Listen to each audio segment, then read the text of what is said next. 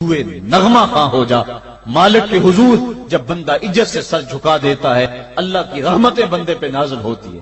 ایک روایت میں آتا ہے جب بندہ نماز کے لیے کھڑا ہوتا ہے ابھی اس نے سجدے میں جانا ہوتا ہے ابھی وہ قیام ہی کرتا ہے اللہ فرماتا ہے میرے بندے کے گناہ جو ہیں اس کے بدن سے نکال کے ایک سمت کر دو تاکہ میرا بندہ اس حالت کے اندر میرے حضور حاضر ہو کہ وہ گناہوں سے پاک اور صاف ہو۔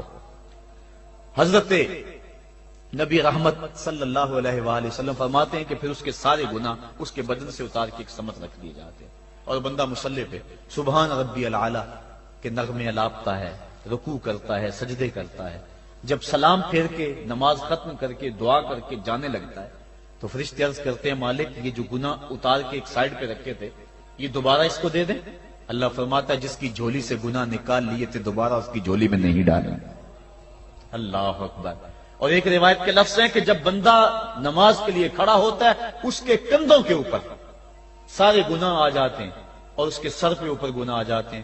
جب رکوع میں جاتا ہے تو کندھوں والے گناہ گر جاتے ہیں اور جب بندہ سجدے میں سر رکھتا ہے تو اللہ تعالیٰ اس کے سارے گناہوں کو ختم کر دیتا ہے اور وہ بالکل پاک ہو جاتا ہے۔ حضرت سلیمان فارسی ایک دن ایک درخت کے نیچے کھڑے تھے، آپ نے درخت کی شاخ کو پکڑ کے جنبش دی، حرکت دی، موسم خزاں تھا، درخت کی شاخ کے سارے زرد پتے گر گئے۔ ایک صحابی پاس کھڑے تھے، انہیں پوچھنے لگے عثمان تو نے مجھے پوچھا نہیں کہ میں نے درخت کی شاخ کو یوں ہلایا کیوں ہے؟ انہوں نے کہا اچھا پھر آپ بتا دیں کہ آپ نے درخت کی شاخ کو یوں کیوں ہلایا ہے؟ کہا سنو پھر ایک دن میں اور چند صحابہ حضور کے ساتھ جا رہے تھے، رستے میں ایک درخت آیا، اس کے نیچے حضور کھڑے ہوئے، حضور نے اس طرح درخت کی شاخ کو پکڑ کے ہلایا، یوں پتے جھڑ گئے، ہم اس منظر کو دیکھتے رہے۔ حضور علیہ السلام نے فرمایا سلمان فارسی تو نے مجھے پوچھا نہیں کہ میں نے اس درخت کی شاخ کو یوں کیوں ہلایا ہے؟ تو میں نے عرض کی حضور آپ بتا دیں کہ آپ نے کیوں ہلایا ہے؟ فرمایا سلمان جس طرح اس درخت کی شاخ کو ہلایا گیا اور سارے پتے جھڑ گئے، جب کوئی بندہ سجدے میں سر رکھتا ہے نماز پڑھتا ہے اس کے سارے گناہ دھل جاتے ہیں اور وہ پاک اور صاف ہو جاتا ہے۔ ایک دن فرمایا صحابہ اگر کوئی بندہ اس کے گھر کے سامنے سے نہر گزرتی ہو اور وہ دن میں 5 مرتبہ اس نہر کے اندر غسل کرے تو بتاؤ اس کے بدن کے اوپر کوئی میل کچیل رہ جائے گا؟ عرض کی نہیں۔ فرمایا اس طرح جو 5 نمازیں پڑھتا ہے اس کے بدن کے اوپر گناہوں کا میل نہیں رہتا۔ فرمایا الصلاۃ معراج المومنین، نماز مومنوں کا معراج ہے۔ عماد الدین الصلاۃ، نماز دین کا ستون ہے۔ حبب الی من دنیاکم ثلاث الطیب والنساء وجعلت قرۃ عینی فی الصلاۃ، مجھے تمہاری دنیا سے صرف 3 چیزیں پسند ہیں، خوشبو، منکوحہ بیویاں اور میری آنکھوں کی ٹھنڈک نماز میں رکھی ہے۔ اور حضور نے یہ بھی ارشاد فرمایا من ترک الصلاۃ متعمدا فقد کفر، جس نے جان بوجھ کے نماز چھوڑی گویا اس نے کفر ہی تو کیا، یعنی کافروں والا کام کیا۔ حضرت امام فخر الدین رازی نے تفسیر کبیر میں لکھا حافظوا علی الصلوات والصلاۃ الوسطی، اس آیت کریمہ کے تحت ایک عورت مدینے کی گلیوں میں چیخ رہی ہے اور کہنے لگی مجھے حضور کے در کا پتہ بتاؤ۔ حضور کی چوکھٹ کا پتہ بتلایا گیا، وہ حاضر ہوئی، آقا کریم صلی اللہ علیہ وسلم کی خدمت میں عرض کی حضور میرا خامد سفر پہ گیا ہوا تھا اور میں نے اس کی عدم موجودگی کے اندر زنا کر لیا، حمل ٹھہر گیا اور جو بچہ پیدا ہوا میں نے مارے شرم کے اس بچے کو سرکے کے مرتبان میں ڈال دیا اور پھر اسی سرکے سے میں لوگوں کو فروخت کرتی رہی ہوں۔ اب جب کہ میرا ضمیر جاگا ہے میں آپ کی خدمت میں حاضر ہوئی، مجھے بتایا جائے کہ میرے گناہ کا بھی کوئی کفارہ ہے۔ حضور نے ارشاد فرمایا جو تو نے زنا کیا ہے اس کی سزا رجم ہے کیونکہ تو شادی شدہ ہے، اور جو تو نے بچے کو قتل کیا ہے قتل کی سزا قتل ہے، اور جو تو نے سرکہ بیچا ہے فقد ارتکبت کبیرہ، تو نے کبیرہ گناہ کیا ہے، اس کی سزا تو قیامت کے دن پائے گی۔ اس کے بعد حضور فرمایا ان تینوں گناہوں کی یہ سزا ہے، لیکن جس طرح تو گھبرائی ہوئی آئی تھی میں تو یہ سمجھا تھا شاید تیری نماز اثر قضا ہو گئی ہے۔ اب آپ اندازہ کریں کہ نماز کی اہمیت کیا ہے اور ہم اس بات میں کتنی سستی کرتے ہیں. کسی سے پوچھا جائے نا آؤ نماز پڑھنے چلے، وہ کہتے ہیں بس یار میرے کپڑے پلید ہیں، کپڑے میرے پاک نہیں ہیں. تیرے کپڑے کیسے پاک رہ سکتے ہیں؟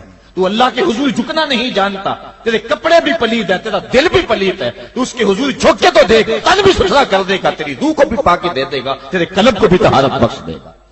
تو اس کے حضور جھک، اس کے حضور سجدوں سے اللہ کے حضور خراج پیش کر اپنی محبتوں کا. جب بندہ سجدے میں سر رکھتا ہے اللہ فرشتوں میں فخر کرتا ہے، میرے بندے کو دیکھو نا، بالآخر میرے حضور ہی جھکا ہے نا.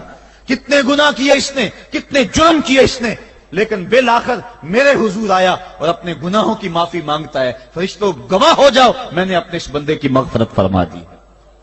تو اللہ کے حضور نماز پڑھنے والا، بلکہ ایک روایت مسند امام احمد بن حنبل میں موجود ہے، حضور فرمایا جب بندہ نماز کے ارادے کے لیے اٹھتا ہے اور وضو کرنے کے لیے، جب پانی کا پہلا قطرہ چلو پہ لیتا ہے، جو ہی اس کے بدن سے وضو کا پانی چھوتا ہے اللہ اس کے گناہوں کو معاف فرما دیتا ہے. جس نماز کے قصد کے لیے اٹھیں اور وضو کریں اور پانی چھوتے ہی گناہ معاف ہو جائیں، اگر اس نماز کا اعلیٰ درجہ سجدہ کر لیا جائے تو پھر مالک کی کتنی رحمت نازل ہوگی.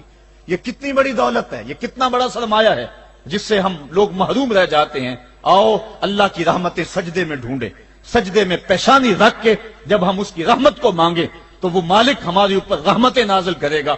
آج پوری دنیا کے اوپر مسلمانوں کے ساتھ جو حالات ہیں وہ کسی سے مخفی نہیں. کوئی کہتا ہے کہ معاشی طور پہ مسلمان کمزور ہیں، اس وجہ کو بھی میں تسلیم کرتا ہوں. مسلمان کے پاس آلات حرب و ضرب بھی موجود نہیں ہیں، اس وجہ کو بھی تسلیم کر لیا جائے. سیاسی طور پہ مسلمان کمزور ہیں، اس وجہ کو بھی تسلیم کر لیا جائے. یہ ساری وجہیں اپنی جگہ پہ، لیکن یہ بھی تو سنو مسلمانوں کی تعداد اس وقت 1.40 ارب ہے. افرادی قوت اتنی کبھی بھی مسلمانوں کی نہیں ہوئی تھی. اس وقت مسلمانوں کے پاس ایٹمی طاقت موجود ہے، اتنی قوت عسکری کبھی بھی مسلمانوں کے پاس نہیں ہوئی تھی. 56 اسلامی ملک ہیں جن میں قیمتی معدنیات سے اور تیل کی دولت سے اور سونے کی قیمتی معدنیات سے یہ مسلمان مالا مال ہیں.